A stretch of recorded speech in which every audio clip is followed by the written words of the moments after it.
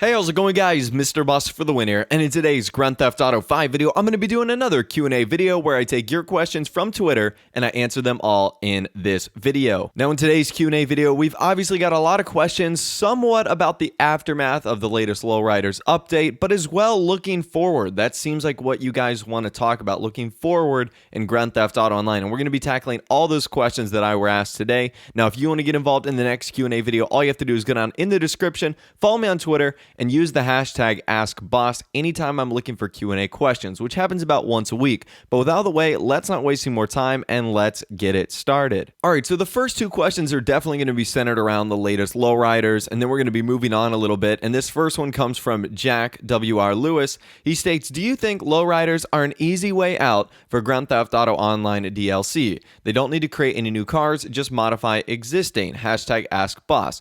So before I jump into this, I just want to say I am extremely thankful for everything Rockstar does in Grand Theft Auto Online. The amount of DLCs they do, the fact that all of them are free, at least the surface price is free to like get them on your console. They don't cost any money.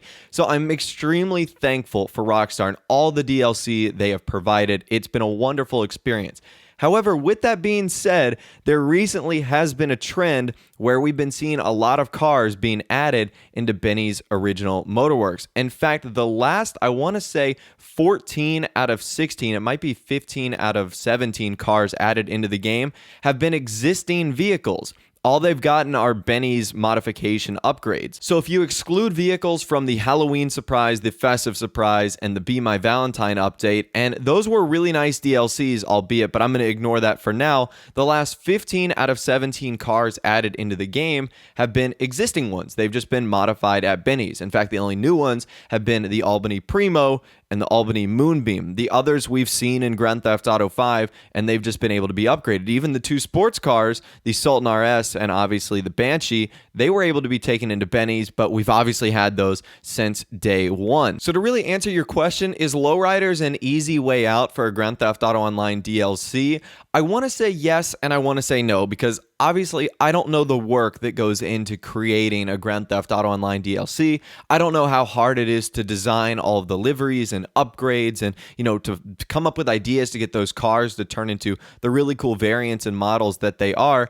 But at the same rate, I know they're also not creating like any new content or any new features like we saw in Executives and Other Criminals. So I want to say yes, I want to say no, and I'd love to hear from you guys in the comments section on that one. I'd really like to hear from you. Do you think Lowriders are kind of an easy way out as far as DLC goes? Now, that's actually a great segue into our next question, which comes from Darren5550.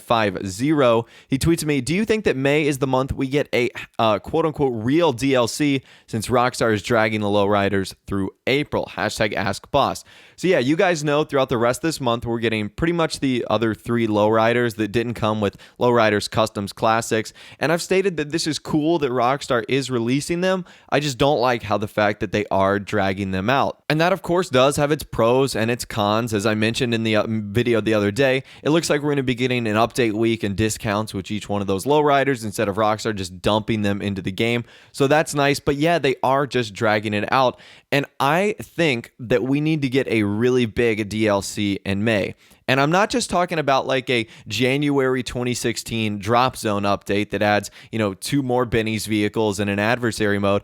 I'm talking about a legitimate DLC update, whether it's something along the lines of, Executives and Other Criminals, or whether it's like even going back to early 2015 with, the Ill-Gotten Gains part 1 and 2. So something along those lines. I think we need some sort of real tangible content other than cars, because don't get me wrong, I love cars and I think they're great, but I also love new features like what Rockstar added with Executives and Other Criminals with the VIP system. I thought that was fantastic and added so many other cool elements into the game. So yes, Darren, I do think you're right, and I do believe that we are going to need some sort of real tangible update in May. Otherwise, there's definitely going to be some upset people. I can tell you that for sure. Our next question comes from Andrew Mirza, and he tweets at me, hashtag AskBoss, where do you see GTA Online in 2025? all right, that's kind of a random date. It's really about 9 years from now. And to be totally frank with you, I don't even know where Grand Theft Auto Online is going to be later in the year of 2016. I mean, if let's say we flash forward to the end of 2016, there's so many different scenarios. You know, we could have a story mode DLC, the casino could be out, but also it could just be the same old DLCs we get throughout the rest of the year. So again, I can't even really tell you what's going to happen at the end of 2016, but I would have to imagine by the year 2025, there's either going to be probably at least one, maybe two more Grand Theft Auto games released. So would we see GTA Online 2? Would we see Grand Theft Auto Online 3? Who really knows? I don't know how Rockstar is ultimately going to approach the transfer of Grand Theft Auto Online to another GTA game, because eventually they are going to have to cross that bridge. I mean, Grand Theft Auto 5 is only going to last for so long. It's almost 3 years old right now, and we're definitely seeing the effects of a 3-year-old Grand Theft Auto game. So Rockstar certainly has to know that another GTA game is most likely going to have to carry the mantle of a second Grand Theft Auto Online. But who really knows? That's an interesting thing to think about. How will our characters transfer over? How will the cars work? You know, what's going to happen? Is it going to be a total system reset when we eventually do get to Grand Theft Auto Online 2? But to really answer your question, I have absolutely no idea what's going to happen in 2025 with Grand Theft Auto Online. If only I could look into the future, that would be pretty cool. And I would love to make a video on that, like me going in the year 2025 and coming back and telling you what's going on in GTA Online, but I don't have that power. So I'm really not too sure, and I guess we're all just going to have to find out together. Now that's a great segue into our next question, which comes from Hiren Bahita, and he asked me, #AskBoss. IGN said that GTA 6 is in development. What new features would you like to see if it comes out anytime soon? So there were a lot of Grand Theft Auto videos and articles published and put out this week about Grand Theft Auto 6 and how it's in development and how, you know, all these details. And I just see these and I'm like, really? That seems so obvious. Clearly Rockstar is working on Grand Theft Auto 6. But what stage of development it is in, we have no idea.